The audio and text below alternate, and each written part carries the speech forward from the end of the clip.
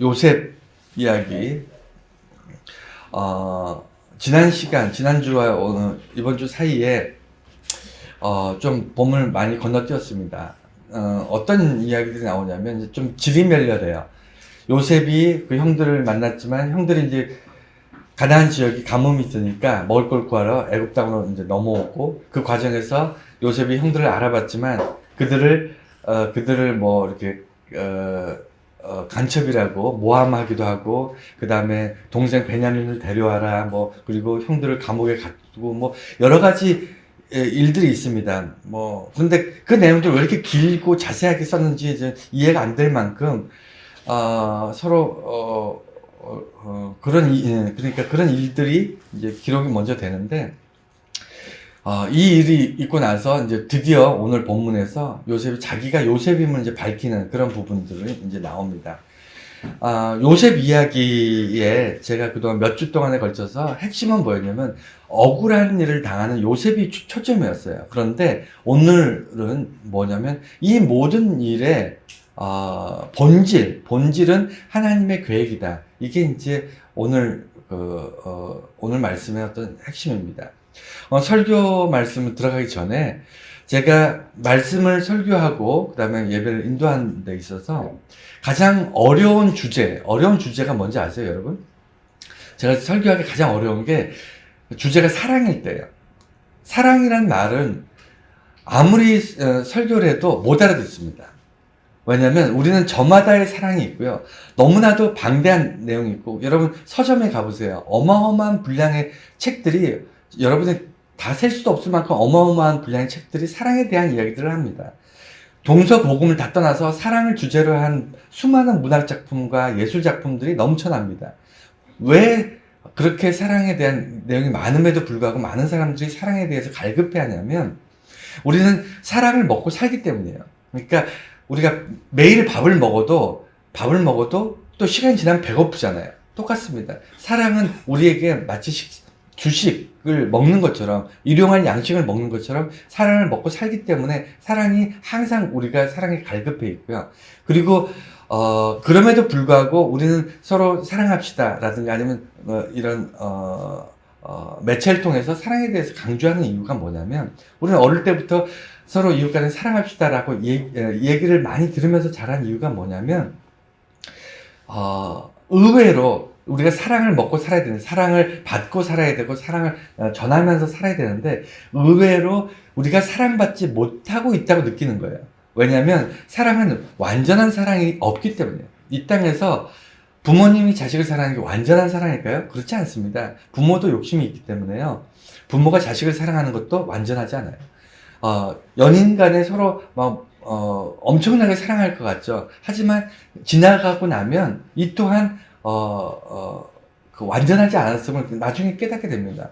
사랑이 그렇게 많이 이야기되고 그렇게 많이 책이나 이런 방송이나 아니면 뭐 연극이나 수많은 예술 작품으로 표현이 돼도 많은 사람이 그걸 소비하면서도 여전히 사랑에 대해서 갈급해하는 이유는 완전한 사랑을 경험하지 못하고 있기 때문에, 거기에 대한 어떤 본능적인 그런 욕구가 있기 때문입니다. 그런데 우리는 당연히 이 땅에 살면서 완전한 사랑을 경험할 수 없죠. 왜냐면 완전한 사랑은 오직 하나님에게만 있기 때문에 우리가 그것을 경험하기가 쉽지 않습니다. 그런데 이 말씀을 왜 드리냐면, 설교하는데 가장 어려운 게 사랑이라면 두 번째로 어려운 게 뭘까요? 용서예요. 제 개인적으로 그렇습니다. 용서라는 개념이 두 번째로 어려워요. 여러분 서점이나 이런 데 가보면요, 그리고 무슨 인문학자들이나 책들을 보면 용서에 관한 책들 되게 많습니다. 거기에 대한 내용도 많고, 어떻게 하면 용서를 할 수 있고, 아니면 어떻게 하는 게 용서가 유익하고, 이런 내용의 책들이나 강연이 무지하게 많습니다. 여러분 조금만 찾아봐도 많이 있을 거예요. 근데 굳이 왜 설교 시간에 또 용서에 대한 이야기를 또 해야 되는가? 그건 말이죠, 세상에서 용서에 대한 기술을 가르친다면 성경에서는 용서의 근원에 대해서 가르친다는 거예요.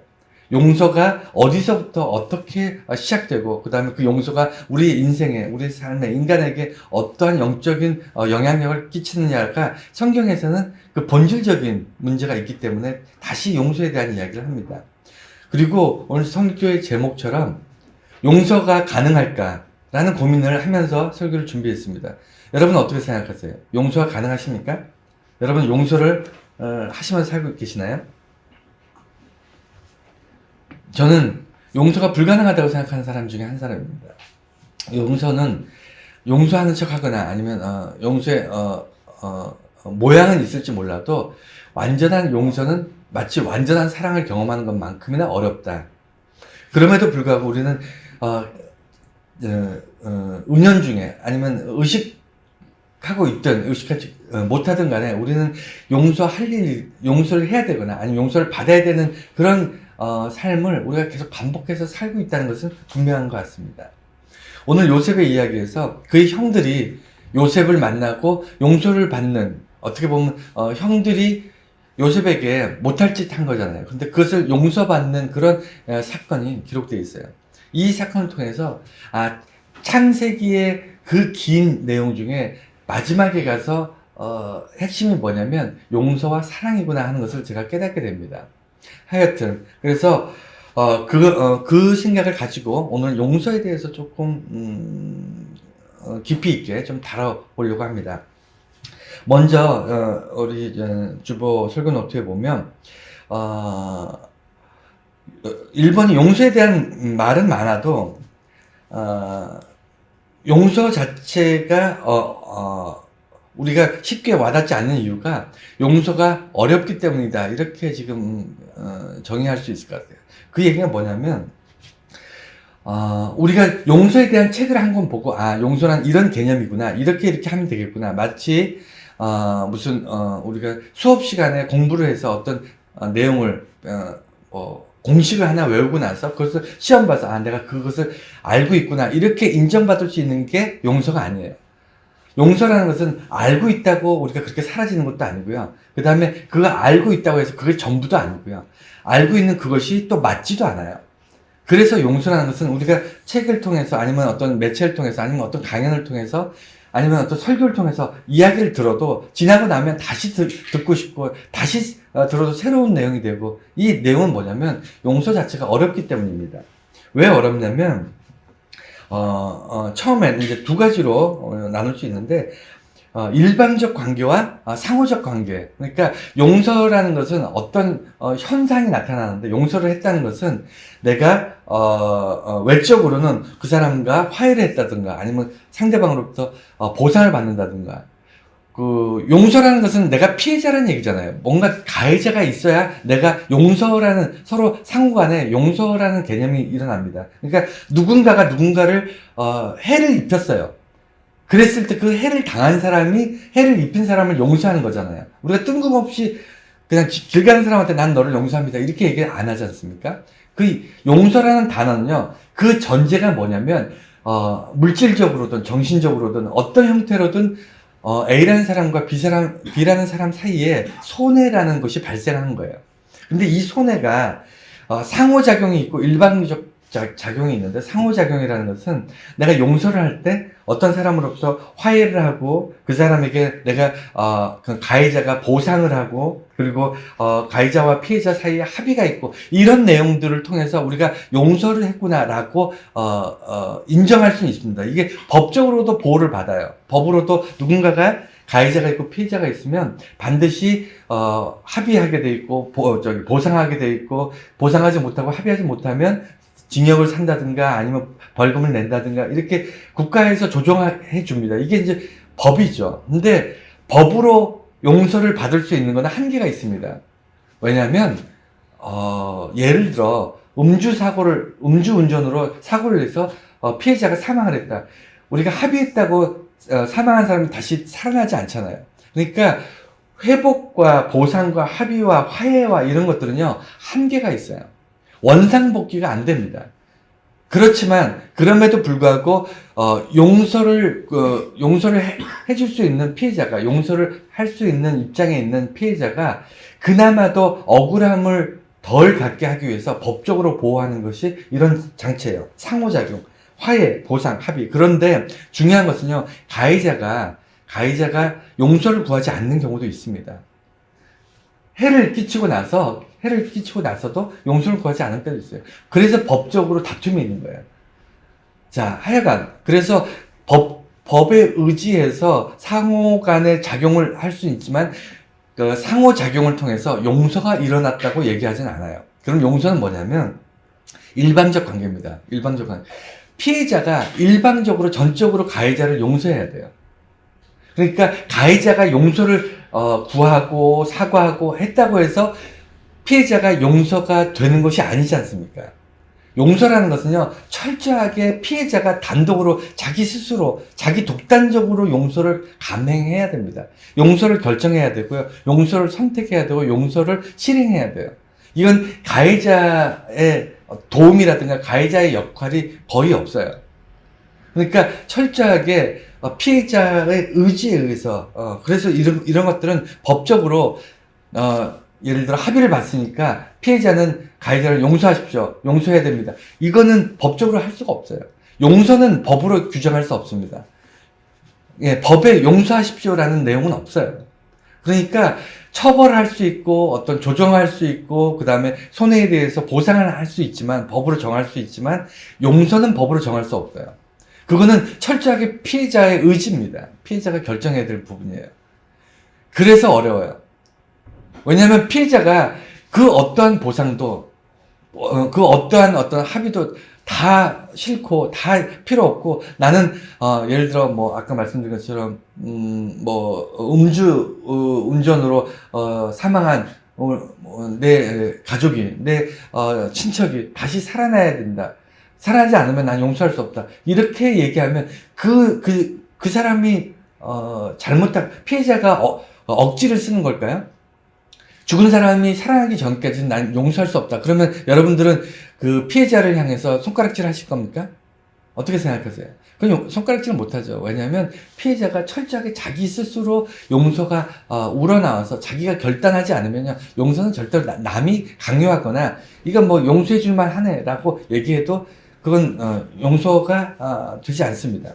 마찬가지로 그런 문제 때문에 용서에 대해서는 기본적으로 어렵습니다. 그리고 용서의 방법과 그 한계에 대해서 이제 몇 가지 적었는데 이거는 뭐 이게 다가 아닐 겁니다. 수많은 방법이 있을 거고요. 그 다음에 수많은 솔루션들이 있습니다. 용서에 대해서는 그래서 세상에 보면 서점에 가면 어마어마한 책들이나 강연에 보면 용서에 대해서 참 많은 강연들을 합니다. 인문학에 있어서 용서는 굉장히 중요한 개념이에요. 사람이 갈등이 생기고 화해를 하고 평화를 유지하고 그 다음에 어떻게든 피해자와 가해자 사이에서 어떤 용서가 일어나고 이런 일들이 사람의 인류 역사에 굉장히 중요하거든요. 개개인의 문제일 수도 있고 지역과 지역의 문제일 수 있고 나라와 나라의 문제일 수 있습니다. 그래서 인간의 모든 역사에는요 용서라는 개념이 항상 들어가 있어요. 우리 삶에서도 개개인의 삶에서도 항상 있잖아요. 우리는 하루에도 몇 번씩 용서해야 될 일과 아니면 용서받아야 될 일들이 번갈아서 일어나고 있습니다. 그게 우리 삶의 현장이에요. 그런데 용서의 방법들 인문학적으로 이렇게 보면 몇 가지가 있는데 제가 그냥 대충 추려봤어요. 그 중에 이 방법들과 이 한계를 좀 생각해야 됩니다. 첫 번째는요, 용서 중에 제일 좋은 게 망각이에요. 잊어버리는 겁니다. 내가 어떤 사람으로부터 피해를 받았는데 그 사람으로부터 받은 피해를 잊어버리는 거 제일 좋아요. 그렇지 않습니까? 잊어버리는 것만큼 확실한 용서가 어디 있어요? 완전히 잊어버리는 건 제일 좋은데 문제는 이게 사소한 거, 그러니까 작은 일들은 잊어버릴 수 있어요. 예를 들어 뭐 어떤 사람이 나한테서 적은 금액의 돈을 빌려갔어요. 뭐 한 10,000원 정도, 한 5,000원 정도를 빌려갔는데 그 사람이 갚는다고 했는데 그 사람이 바쁘다 보니까 아니면 어떤 이유로 잊어버렸어. 얼마든지 갚을 수 있는 사람인데 잊어버렸어요. 그러면 내 입장에서는 그 5,000원, 10,000원, 얼마 되지도 않는데 저 사람이 깜빡 잊었나 보다. 이거 달라고 하기도 참 애매한 입장이니까 그냥 내가 잊어버려야지. 이렇게 해서 정말 잊어버리는 경우도 있습니다. 저도 그런 경우가 되게 많거든요. 아주 사소한 잘못들, 어떤 사람이 본의 아니게 말 실수를 하거나, 어떤 사람이 본의 아니게 저를 본의 아니게 이렇게 의도하지 않은 채로 저한테 가해를 입히거나, 이런 경우도 있잖아요. 그러면 피해자인 제 입장에서 대수롭지 않게 생각할 수 있어요. 아, 저 사람이 본의 아니게 이렇게 자기도 모르게 이렇게 했구나. 이런 경우는 우리가 잊어버릴 수 있어요. 이거 제일 좋은 방법입니다. 용서 중에 제일 좋은 방법이에요. 내가 그 사람, 상대방 가해자에게 보상을 받거나 합의를 보거나 할 필요가 없어요. 그냥 내 스스로 잊어버리면 돼요. 그래서 용서는, 피해자의 전적인 피해자의 주관이라고 말씀드린 이유가 피해자가 잊어줘야 돼요. 근데 한계가 뭐냐면 예를 들어 상대방이 나에게 정말 씻을 수 없는 죄, 아니면 평생 뭐 불구가 됐다거나, 아니면 평생 돌이킬 수 없는, 도저히 잊혀질 수 없는 그런 죄를 지으면요, 우리는 그걸 잊을 수가 없어서 망각이 안 돼요. 자꾸 떠오릅니다. 그러면 용서가 안 되는 거죠. 그리고 두 번째는 이제 복수. 어떤 사람이 나에게 피해를 입혔는데 여기에 대해서 눈엔 눈, 이에 이. 그러니까 받은 만큼 복수를 하는 거예요. 내가 오른쪽 뺨을 맞았으면요, 상대방이 오른쪽 뺨을 때리는 거죠. 어떤 사람이 나한테 금전적으로 1,000만 원의 손해를 입혔어. 그럼 내가 상대방에게 1,000만 원의 손해를 입히는 거예요. 누군가 나를 폭력으로 가해서 내가 팔이 부러졌어. 그럼 내가 상대방에 가서 그 사람 팔을 분지르는 겁니다. 이게 한편으로는 이게 용서예요. 복수하는 것. 여러분, 이게 무슨 용서입니까? 라고 얘기할 수 있을지 몰라도 의외로 이렇게 용서하는 사람들 많습니다. 내가 받은 대로 갚으면서 용서하는 그런 사람들 굉장히 많아요. 복수하면서 받은 만큼 되돌려주면서 용서하는 사람들 의외로 굉장히 많습니다. 그렇지 않나요? 여러분 한번 자기 자신을 돌이켜보세요. 그런데 이 복수라는 용서는 가장 흔하게 일어나는데도 불구하고 이것이 한계가 뭐냐면 이거는 그냥 무한 반복이에요. 악순환입니다. 내가 저 사람에게 어떤 사람이 됐든 처음에 시작은 가해자가 시작을 하는데 가해자로부터 받은 복수를 똑같이 돌려주잖아요. 그럼 그 사람은 또 자기가 피해자라고 생각하기 때문에 그만큼 다시 돌려줍니다. 그래서 악순환이 반복이 돼요. 이건 악순환은 시작은 가해자가 시작을 했지만 시작이 됐지만 멈춰지지 않습니다. 그렇지 않을까요? 누군가가 양쪽 둘 중에 하나, A와 B 중에 한 사람이 포기를 해야 이게 멈추는데, 악순환은 누군가가 고리를 끊어야 되는데 안 끊어요. 그렇지 않겠습니까? 내가 당한 것이 있는데. 그래서 복수라는 이 용서는 악순환으로 이건 정말 최악으로 치달릴 수 있다는 것을 우리가 너무나도 잘 알고 있습니다. 세 번째는 보상이에요. 이 보상은 이제 법적으로도 보호를 받을 수 있고, 그 다음에 피해자의 당연한 권리일 수 있습니다. 그런데 여러분, 우리 사회에서 모든 피해자가 보상을 받나요? 어떻게 생각하세요? 저는 그렇지 않다고 생각해요. 대표적인 게 학폭. 요새 사회적으로 문제가 많지만 보상받지 못하고 힘 있는 사람들에 의해서 약한 사람들이 피해를 2차 피해, 3차 피해 받는 경우를 우리가 흔히 보고 있습니다. 여러분, 보상이라는 것은요, 강제력이 있어야 돼요. 본인이 힘이 없을 때는 법에 의지하든 아니면 공권력에 의지하든 어떤 힘에 의해서 보상을 받아내야 되는 겁니다. 가만히 있는다고 보상 주어지는 것이 아니잖아요. 그러니까 보상을 받기 위해서 또 한 번 정신적인 피해를 입게 돼요. 그래서 보상 자체가 당연히 받아야 될 권리이고 당연히 피해자가 누릴 수 있는 권리임에도 불구하고 보상은 저절로 되지 않아요. 그래서 보상을 받아내는 것 자체도 굉장히 힘듭니다. 또 한 가지 한계가 뭐냐면, 예를 들어 어떤 사람이 예를 들어 그렇습니다. 이제 몸이 아파서 병원을 가야 되는데 치료비가 없어요. 치료비가 한 100만 원 정도의 치료비가 듭니다. 그런데 그 100만 원의 치료비를 제때 내지 못해가지고, 제때 구하지 못해가지고, 예를 들어 반드시 받아야 될 수술을 받지 못해서 사람이 죽었어요.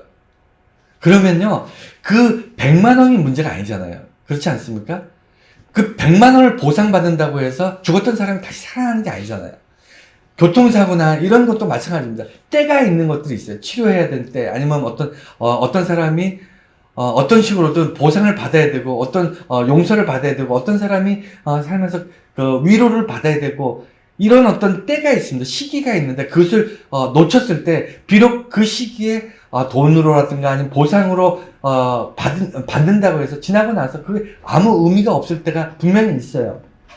그래서 보상은 받는 사람이 만족하지 못하거나 때를 놓치거나 하면 아무 의미가 없습니다. 그래서 용서라는 것도 보상으로 받을 수 있는 용서는 내가 당신에게 보상했으니까 이제 용서된 거죠? 라고 얘기할 수 없는 거예요. 가해자가. 아무리 금전적인 문제든 아니면 어떤 뭐 용서를 구했든 아니면 뭐 여러 가지 환경들 했을지라도 결국에는 피해자가 그 피해에 대해서 내가 보상받지 못했다고 느낄 수 있습니다. 그게 이제 한계예요. 또 하나는 뭐냐면 치유와 회복. 어떤 사람이 물질적으로 다쳤어요. 내가 자전거를 타고 갔다가 아니면 차를 타고 갔다가 어떤 사람을 교통사고를 냈습니다. 그래서 병원에 입원했어요. 다리가 분질러졌어요. 그런데 병원에서 잘 치료를 받고 내가 가해자가 치료를 다 해줬어. 병원비를 다 내주고 그 다음에 치료할 수 있게끔 해줬어요. 그러면 피해자는 병원에서 치료받고 나왔으니까 그리고 자기 병원에서 일 못하는 동안 받았던 생활비나 이런 것들 다 받았으니까 나는 그 가해자 그 차량에 대해서 자기를 교통사고를 이렇게 가해자 사고에 대해서 당연히 용서할 수 있다고 생각하십니까? 여러분 입장을 바꿔놓고 생각해 보세요. 그게 당연히 용서를 해줘야 된다고 생각하시면 여러분들 안 당해 보신 거예요. 비록 보험회사를 통해서 내가 사고에 대한 보상을 다 받고 병원에 입원해서 치료를 완벽하게 했더라도 내가 교통사고 일어나기 전으로 돌아갈 수 있나요? 돌아갈 수 없잖아요. 그래서 그 어떠한 피해를 입었더라도 그 피해는 100% 완벽하게 원상복귀되지 않습니다. 모든 인간은요, 육체적으로든 정신적으로든 한번 데미지가 나면, 한번 이렇게 상처가 나면요, 그 전으로 돌아가지 않아요. 인간은 굉장히 연약한 그릇이기 때문에 깨진 그릇을 본드로 잘 붙였다고 해서 그게 원래 그릇으로 돌아간 거라고 얘기하지 않지 않습니까? 마찬가지예요. 우리는 그 어떠한 피해를 당하는 순간 그 사람이 영원히 이전으로 돌아가지 못해요. 그래서 치유와 회복은 불완전합니다. 완벽한 치유와 완벽한 회복은 없어요. 그래서 우리가 책이나 아니면 문서나 아니면 뭐 설교를 통해서 완벽한 치유라든가 아니면 우리가 회복될 것이다 이런 식으로 이야기하면 굉장히 무책임한 얘기예요. 그건 정말 강 건너 불구경하듯이 얘기하는 겁니다. 왜냐면 피해를 입은 당사자가 회복이 안 되는데 당신은 회복된 거라고 얘기하는 건 그건 웃기는 거잖아요. 사고가 나서 발이 부러졌어요. 그래서 이 보호 장비를 대서 뼈가 잘 붙어서 이제 예전처럼 튼튼해졌습니다. 여러분 그러면 회복된 건가요? 그 사람에게는 부러진 뼈에 대한 흔적이 남잖아요. 우리는 그래서 가해자와 피해자 사이에서 용서라는 것은요, 비록 모든 것이 보상됐더라도 왜 용서가 안 되냐면 완벽한 치유나 완벽한 회복이나 가해 이전으로 돌아갈 수 없기 때문이에요. 그것이 한계입니다. 한계가 있기 때문에 용서가 안 되는 거고요. 용서가 안 되기 때문에 보상이나 합의가 다 이루어졌음에도 불구하고 용서가 안 되는 거예요. 끝까지 안 되는 겁니다. 그래서 완전한 용서는요, 불가능에 가깝다고 제 개인적으로 그렇게 생각해요. 완벽한 사랑이 없듯이 완벽한 용서도 없어요. 용서의 모양은 있지만 법적으로 합의도 할 수 있고 법적으로 보상을 받을 수 있지만 모양은 있고 껍데기는 있지만 알맹이 진심으로 용서가 안 됩니다. 그런데 오늘 본문에 보면요, 요셉이 딱 그래요. 요셉은요, 형들을 용서할 수 있을까요? 용서할 수 없어요.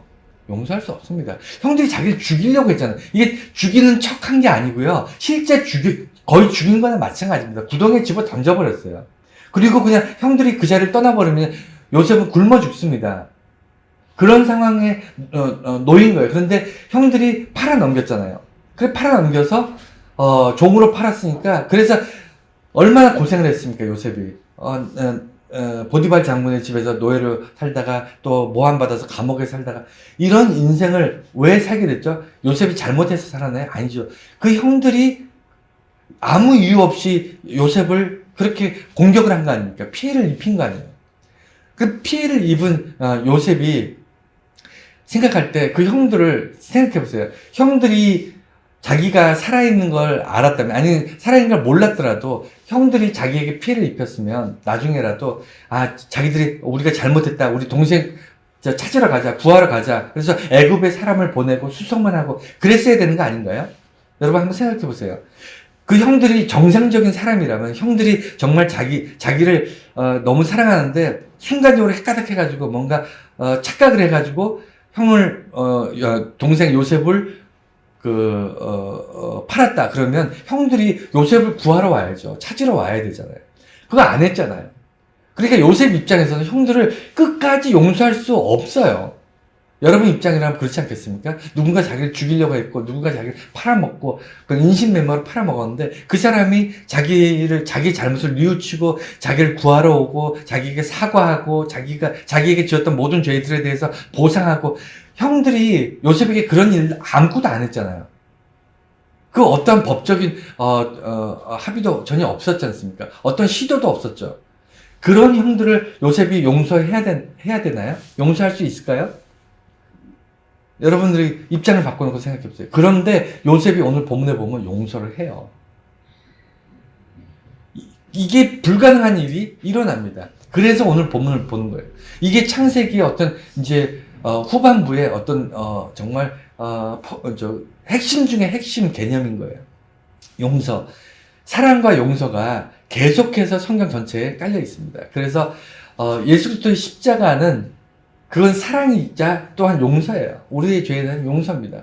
여러분 이 개념을 이해하지 못하면요, 단순히 세상적인 방식으로 용서를 이해하고 있으면요, 우리가 하나님 안에서 용서를 이해하지 못하면, 세상적인 방식으로만 이해하면, 우리는 누군가에게 가해를 입히고 나서 내가 보상했으니까 됐잖아, 너 나 용서해야지 라고 잘못된 생각들을 갖게 돼요. 세상적인 방식으로만 살게 되면, 하나님 안에서 용서를 이해하지 못하면요, 누군가가 나에게 충분한 보상과 합의를 하지 않으면 나는 용서할 수 없어, 이렇게 되는 거예요. 보상받지 못해도, 합의하지 않아도 충분히 여러분들이 용서하실 수 있어요. 그런데 그것이 불가능하다고 생각합니다. 왜냐하면 하나님 안에서 용서를 알지 못하면요, 세상적인 방식으로 하게 되면 그렇게 되는 거예요. 하여간 그래서 마지막으로 역설적 감사가 있는데, 이거는 이제 교회에서, 아니면 종교적인 개념에서, 아니 인문학적으로, 또는 어떤 도덕과 윤리적인 차원에서 이런 이야기 할 수 있어요. 역설적으로, 그러니까 내가 억울한 일을 당하고 내가 피해를 입었을 때 오히려 감사를 하면, 역으로 감사를 하면 이 억울한 일에서 용서를 할 수 있다. 상대방을 용서할 수 있다. 상대방을 감사의 조건으로 바꿔라. 이런 이야기를 합니다. 여러분 많이 들어보셨을 거예요. 근데 누군가 저한테 그런 얘기를 하면 저는 화가 날 것 같아요. 여러분, 역설적이라는 것이요, 근거가 있어야죠. 여러분 24시간 감사하면서 살 수 있습니까? 저는 안 돼요. 저는 불가능합니다. 그러니까 피해는, 내가 상대방으로부터 받은 피해는 나의 평생을 따라갈 수 있습니다. 누군가가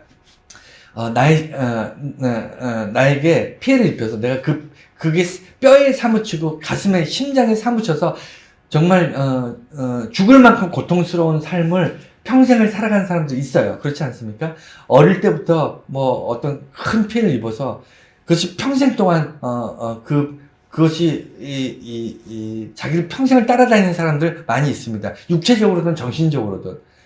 그래서 평생을 고통 속에 살아가는데, 역설적 감사는 여러분, 내가 용서받아야 될 그 상대방에 대해서 감사를 24시간 평생을 감사하면서 살 수 있습니까? 안 되잖아요. 그러니까 가끔 감사할 수는 있어요.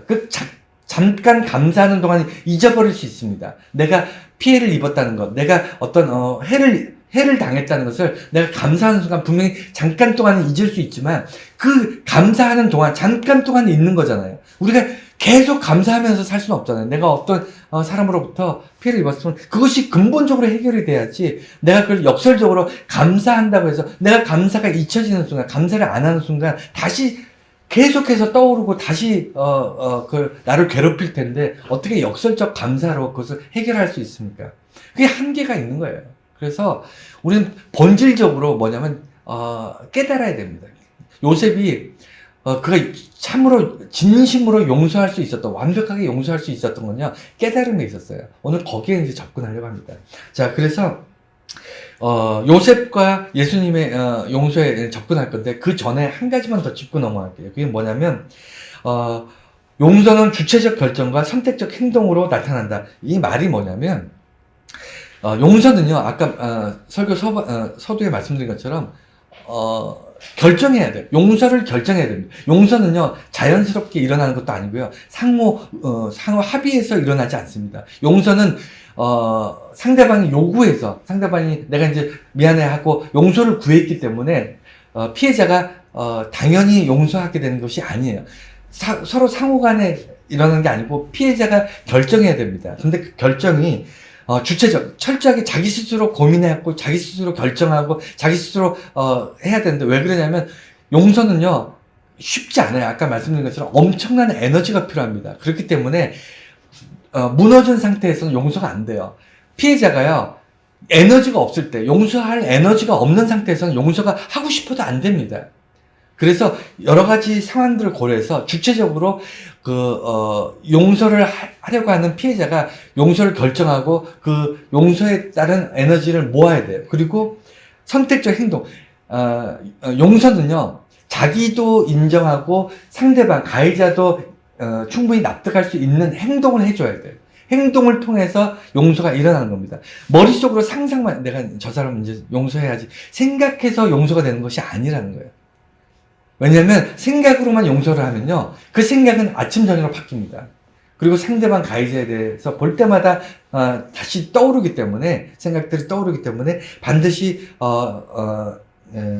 선택적으로 행동을 내가 구별된 행동을 통해서 용서를 드러내야 돼요. 드러내야 됩니다. 오늘 요셉도 그 형들을 용서하고 끌어안잖아요. 이런 작업들이 분명히 필요합니다. 그래서 그럼에도 불구하고 이 이야기를 하는 이유는, 용서는 그러면 안 하면 되지 않을까. 그냥 법적으로, 보상만 받고, 법적으로 어떤, 내가 합의만 하고, 내 마음에 진심으로, 올라오는 용서. 이건 너무 하기 어려운데, 이건 나만이 할 수 있는 거고, 내가 해야 되는 건데, 안 하면 되잖아. 라고 생각할 수 있는데요. 그렇게 되면 어떤 문제가 있냐면, 2차 피해를, 그러니까, 용서를 하지 않으면 피해자가요, 스스로 자기 스스로, 육체적으로, 정신적으로 2차 피해를 줘요. 그래서 용서를 하는 겁니다. 용서를 하는 이유는요, 가해자 때문에 하는 게 아니라니까요. 용서는요, 가해자에게는 보상과 이런 것을 받아내는 것이지, 용서를 하는 이유는요, 자기를 위해서 용서를 하는 거예요. 가해자 편하게 살라고, 가해자가 보상을 해줬기 때문에 그 보상의 대가로 용서해주는 게 아니라, 용서라는 것은 가해자와 아무 상관없이 피해자가 자기 스스로 살자고 하는 게 용서예요. 왜냐면 2차 피해가 일어나지 않기 위해서, 내가 가해자로부터 받은 그 피해가 내 평생을 따라다니게 하지 않기 위해서, 그걸 끊어내기 위해서, 악순환이 반복되는 것을 끊어내기 위해서 용서하는 겁니다. 그래서 피해자가 살기 위해서 하는 게 용서예요. 피해자가 앞으로 살아갈 날들이 많은데, 그 살아갈 날들을 정말 발 뻗고 편안하게 살기 위해서 용서하는 거예요. 정말 나쁜 거는 가해자인데, 정말 자기를 이유 없이 괴롭히고 고통받게 해서 내가 씻을 수 없는, 평생 정말 헤어나올 수 없는 고통의 삶을 살게 한 건 가해자인데, 가해자와 상관없이 내가 살기 위해서 가해자를 용서하는 거예요. 너무 불공평하잖아요. 그럼에도 불구하고 이것이 이 용서에 대한 메커니즘이기 때문에 용서는 반드시 일어나야 됩니다. 용서를 뒤로 미룰 수가 없어요. 또 용서는 선택과 결정이다. 이게 아까 말씀드린 것처럼 용서는요, 엄청난 에너지가 필요합니다. 용서는 저절로 말로 내가 용서했어 라고 용서되는 게 아니에요. 용서는요, 내가 용서의 강도, 예를 들어 내가 빼앗긴 것, 내가 잃어버린 것, 내가 받은 피해의 정도가 깊을수록 그것을 내 스스로 안에서 내적으로 외적으로 회복할 수 있는 에너지가 쌓여 있어야 돼요. 그래서 나의 데미지를 내가 회복하는 겁니다. 여러분, 보상받았다고, 돈으로 보상받았다고, 아니면 진심으로 용서를 구하는 어떤 사과를 받았다고, 여러분, 내적인, 그 고통이 해결이 됩니까? 안 됩니다. 인간은 그런 존재가 아니잖아요. 저와 여러분들은요, 그렇게 위대한 존재가 아니에요. 당시에는, 그 순간에는 우리가, 용서받은 것 같고요. 그 순간에는 내가 모든 것을, 깨달은 것 같지만, 네, 정말 해결된 것 같지만, 돌아서면 다시 생각나고, 그게 우리들의 한계입니다. 그래서, 엄청난 에너지가 있어야 되고, 그 에너지가 때로는 쌓이지 않을 때도 있어요. 내가 빼앗긴 게 너무 크기 때문에, 그것을 내가 용서할 만한 에너지가 모이지 않을 때도 있습니다. 계속 고갈되는, 계속 소모되는 거죠. 계속 힘들고, 삶이 고통스럽고, 너무 우울하고, 너무 이럴 수 있습니다. 그래서 에너지를 모으는 작업이 굉장히 어렵다. 그래서 내가 그 결정을 한다는 것은, 용서를 하기로 작정을 한다는 것은 에너지를 모으는 겁니다. 나를 회복시키는 에너지. 또 하나는 용서가 나만이 가능하다, 행동으로 나타난다. 이 얘기는 뭐냐면, 행동이라는 것이 단순히 그냥 말로 너를 용서합니다가 아니라 그 사람하고 화해의 삶을 시작을 하는 거예요. 그러니까 그 전에 어떠한 관계였든 간에 그건 중요하지 않아요. 어떤 사람이 나의 가해를 입혀서 내가 피해자가 됐습니다. 그러면 내가 피해자로, 그 사람은 가해자로 계속 살아가는 것이 아니라, 용서라는 것은 뭐냐면 이제는 동등하게, 그 사람은 가해자가 아니고 난 피해자가 아닌 상태로 삶을 더불어 함께 다시 시작해서 살아가는 거예요. 새로운 삶을 함께 다시 시작해 가는 것. 이게 그 행동이라는 거예요. 그것은 단순히 말 한마디로 끝나는 것이 아니에요. 전혀, 그 사람이 나에게 가해자로, 나는 피해자로 살지 않기로 결정하고, 그리고, 동등하게, 전혀, 그 사람을 나쁜 사람, 나는 피해를 입은 억울한 사람으로 생각하지 않고 오늘부터 살아가기로 작정하는 것. 이것이 행동이에요. 삶의 행동. 이것이 수반되지 않으면요, 진정한 용서가 아닙니다. 용서의 삶이 아니고 속으로는 용서하지 못한 채 말로만 용서하면 사는 거예요. 이런 사람들이 특징이 뭐냐면 2차 피해를 자기 스스로에게 입혀요. 계속. 자기 자신을 바보같이 느끼고 자기 스스로를 고문하고 자기 스스로를 억압하면서 그렇게 살아가게 됩니다. 그래서 2차 피해는요, 외부에서 오는 게 아니고 자기 스스로 자기가 자기를 괴롭히는 거예요. 그래서 자, 이제 오늘 용서에 대한 이야기가 길었지만 핵심은 이겁니다. 요셉이 어떻게 용서를 했지? 제가 요셉이라면 절대 용서 못해요. 제가 요셉이라면 용서 안 합니다. 형들 다 감옥에 가두던가 아니면 굶어 죽든 말든 모른 척 하거나, 저 같으면 그럴 것 같아요. 그런데 요셉은 왜 용서를 했냐면, 요셉의 용서의 핵심은 뭐냐면 보상도 아니고요. 그 다음에 그가 충분히 보상을 받았거나, 아니면 형들이 자기에게 잘못을 구했거나, 아니면 무슨 형들과 자기 사이에 합의가 있었다, 이런 법적인 문제나 어느 외적인 문제가 아니잖아요. 요셉이 형들로부터 사과 한마디 들었습니까? 아무 얘기 안 들었잖아요. 그럼에도 불구하고 요셉이 먼저 용서합니다. 요셉이 먼저 용서하잖아요. 형들이 용서를 구하기 전에 먼저, 이게 어떻게 가능하죠? 요셉이 무슨, 성인 군자입니까? 아니면 요셉이 특별한 교육을 받았고, 무슨, 성품이 어마어마하게 좋고, 이런 존재인가요? 그런 거 아니죠. 그런 게 아니고, 요셉이, 진정으로 용서할 수 있었던 거는요, 관점이 바뀐 거예요. 관점이. 자기가 피해자고 형들이 가해자라는 생각을 평생 했을 거 아니에요. 그렇지 않습니까?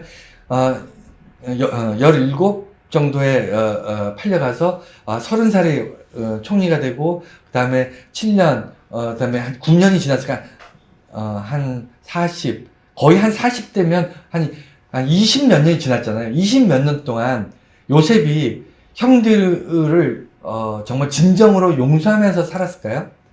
저는 그렇지 않다고 봐요. 그럼에도 불구하고 요셉이 오늘날 자기에게 주어진 환경과 이것을 통해서 자기 부모와 형제와 자기 동생과 이런 가족들이 살 수 있는 길이 딱 보인 거예요. 다 굶어 죽을 수밖에 없는, 그 주변이 전부 초토화되고 이집트뿐만 아니라 가나안뿐만 아니라 자기 가족들 모두가 굶어 죽을 수밖에 없는 상황을 자기가 눈으로 목도하고 나서야, 그제서야 하나님께서 이것을 나를 인도하셔서 모두를 살리기 위해서 내게 먼저 이 애굽 땅에 와서 총리가 되게 하셨구나라는 것을 깨닫고 나서야 용서가 된 겁니다. 그러니까 용서라는 것은요, 내가 그 문제를 내가 어떤 사람이 나에게 예를 들어 어떤 사람이 음주운전을 통해서 나를 쳐가지고 내가 병원에 입원해서 다리가 부러져가지고 치료받느라고 한 달 동안 병원 누워있고 이런 피해를 입었다면 내가 그 피해가 완전히 보상됐는가, 내 다리가 완전히 정상으로 돌아왔는가, 내가 손해본 것을 보험회사라든가 이 상대방 가해자가 충분히 내가 만족할 만큼 보상했는가, 내가 1,000만 원의 손을 봤는데 보험회사가 2,000만 원의 보상을 해줬는가, 이런 걸로 내가 용서를 할 수 있을 거라고 생각하면 그 사람은 그냥 용서에 대한 개념이 없는 거예요. 용서라는 것은요, 생각이 바뀌어야 돼요. 개념이 바뀌어야 돼요. 뭐냐면 나는 피해본 것이 아니다 라고 가야 돼요. 피해본 것이 아니고 저 사람은 나를 피해를 준 것이 아니다 라고 거기로 이 관점이 바뀌어야 되는데 이게 잘 안 바뀌어요.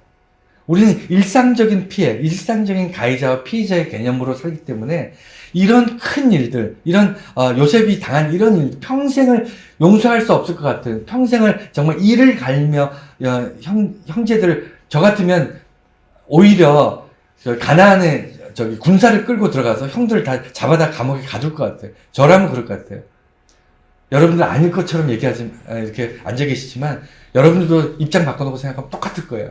그렇지 않습니까? 뭔가 보복하고 싶고, 뭔가 분풀이를 하고 싶고, 뭔가 내가 당한 억울한 일에 대해서 내가 억울함을 풀어서 내가 이 쌓여있는 이 한 맺힌 것을 풀고 싶은 그런 마음 없지 않겠습니까?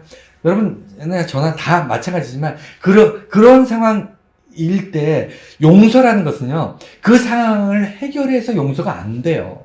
문제가 해결해서 용서되는 것이 아닙니다. 그것을 오늘 요셉에서 보여주는 거예요. 요셉이 깨달은 건 뭐냐면, 깨달음이에요, 깨달음. 요셉이 용서할 수 있었던 건요, 깨달음이에요. 이 큰 그림을 보고 나서, 자기가 비록 험난한 인생을 살았어요. 억울한 인생을 살았습니다. 그리고 정말 생명이 오고 가는 정말 절박하고 그런 생활을 살았어요. 인생의 가장 꽃다운 시간을 감옥에서 보냈어요. 너무 서럽고 억울합니다. 그렇지 않겠습니까? 그럼에도 불구하고 그가 깨달음을 깨닫고 나니까 자기의 모든 일들이 감사로 바뀌는 거예요. 이게 뭐 감사하려고, 역설적으로 감사하려고 감사해지는 것이 아니잖아요. 뭐를 보게 된 거냐면, 자기의 삶이 억울하지 않다는 것을 본 겁니다. 왜 억울하지 않죠? 분명히 우리는 누구나 봐도 억울하잖아요. 우리가 왜 피해자일 때, 왜 우리가 상대방에게 보상을 요구하고 합의를 요구하고 그 다음에 내가 피해에 대해서 호소하게 되냐면, 왜 법적으로 하게 되냐면 억울하기 때문이에요. 내가 무슨 잘못을 했다고 이런 피해를 당하지? 요셉이 딱 그거잖아요. 우리 살다 보면 내가 잘못한 게 없는데 피해를 입을 경우 있어요, 없어요? 있죠. 있을 때 억울하니까 그것을 보상받기 위해서, 그것을 물질로라도 아니면 뭐 여러 가지 다른 상황으로 보상받기 위해서 법적으로 이렇게 하는데, 이건 철저하게 내가 억울하기 때문에, 내가 고통받을 이유가 없는데. 그런데 요셉 입장에서는 하나님께서 그와 함께 하셨어. 그러니까 억울하다는 것은 뭐냐면, 내가 버려졌다. 내가 형들로부터, 형들이 나를 죽이려 했다. 형들이 나를 버렸다. 나한테 아무 잘못이 없는데 버림받았다. 이게 억울한 거잖아요. 그런데 요셉이 볼 때는요, 자기는 억울한 게 아니에요. 왜 그렇죠?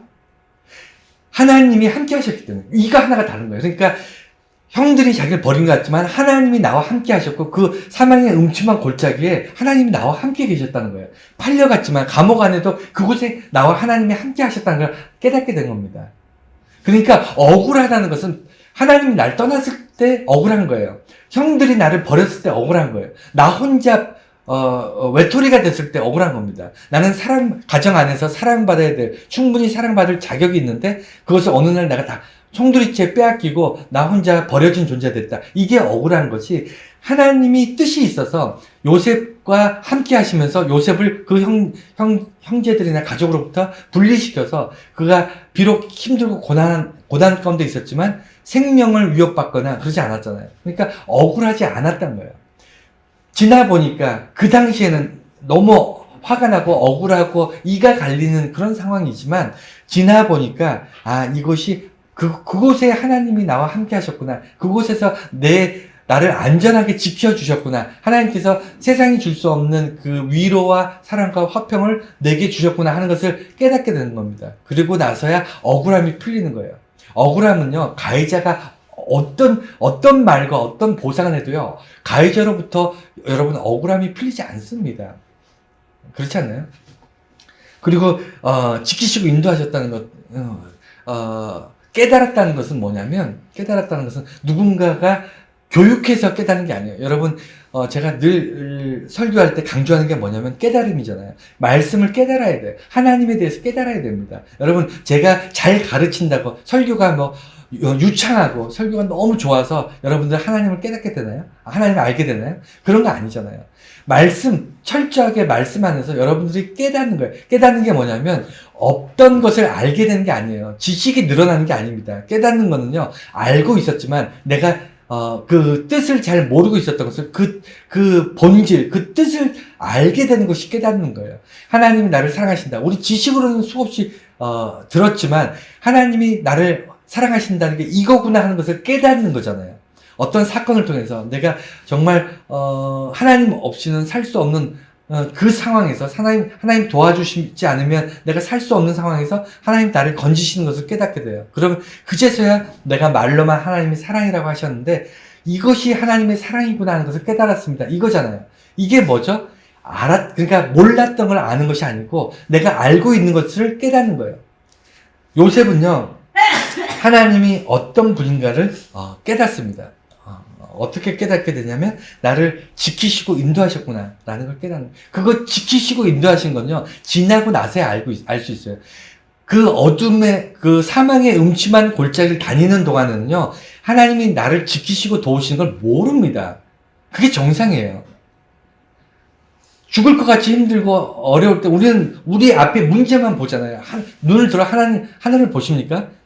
안 보잖아요. 그러니까 문제만 보면서 하루하루가 고단하고 하루하루가 죽을 것 같고 정말 이렇게 억울한 인생들을 계속 매일 살아야 되나 이런 생각하는데 본질적으로는 하나님께서 인도하시고 나와 동행하시고 나를 보호하시는 건요, 지나고 나서 하는 거예요. 지나고 나서.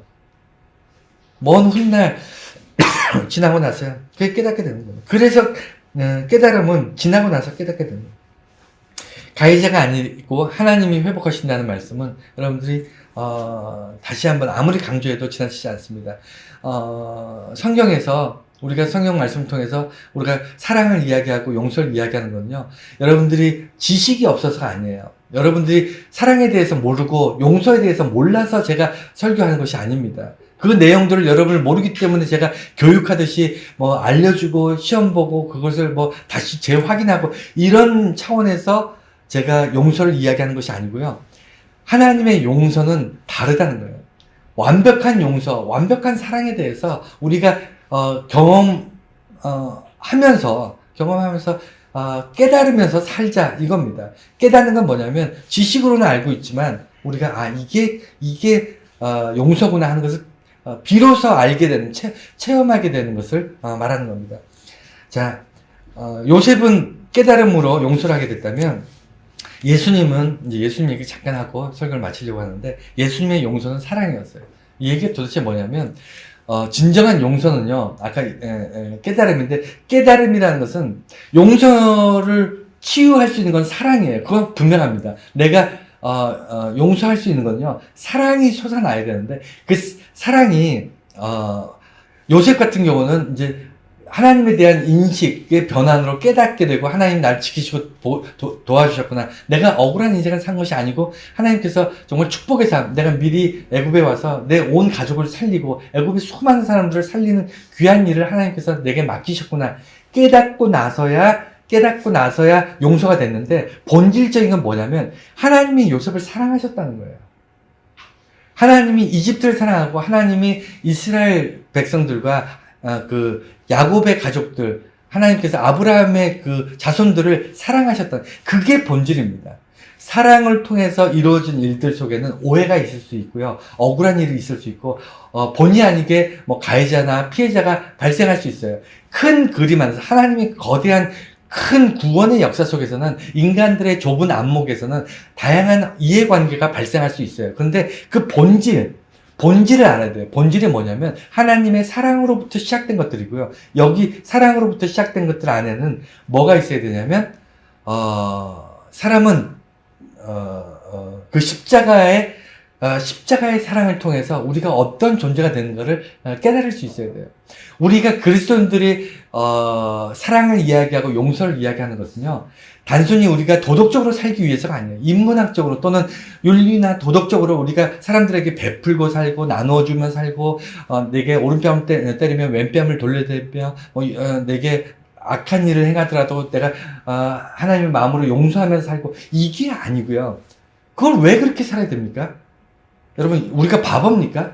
근데 그렇게 살려고 우리가 성경을 보고 하는 게 아니라, 이런 일들이 우리 삶에 얼마든지 일어날 수 있지만 우리는 충분히 용서할 수 있는데, 그게 뭐냐면 우리는 배웠기 때문에, 알고 있기 때문에 용서하는 게 아니라, 하나님이 용서하라고 명령하셨기 때문에 용서하는 게 아니라, 이 모든 일들 안에 우리는 예수 그리스도의 사랑이 녹아있기 때문이에요.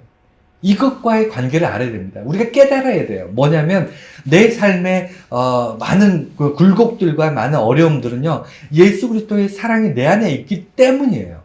내가 구원받았기 때문입니다. 그래서 내 안에 감당할 수 없는 사랑이 있기 때문이에요. 여러분, 예수님께서 마태복음에 보면 어떤 말씀을 하시냐면 세상에 가장 중요한 율법 두 가지를 이야기하세요. 그게 뭐냐면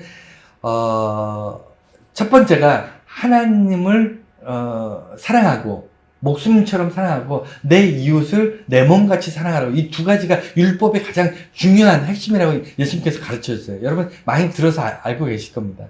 하나님께서 우리에게 명령하신 가장 중요한 율법의 핵심 중에 핵심이 두 가지예요. 하나님을 목숨처럼 사랑하고요, 내 이웃을 내 몸처럼 사랑하라. 이게 두 가지인데, 예수님께서 어떻게 말씀하시냐면 내 이웃이 누구냐, 그것을 얘기하시는 거예요. 나를 죽이려고 하는 그 사람이 내 이웃이라는 거예요. 내게 원수 같은 사람도 내 이웃이라는 겁니다. 원수도 내 이웃이래요.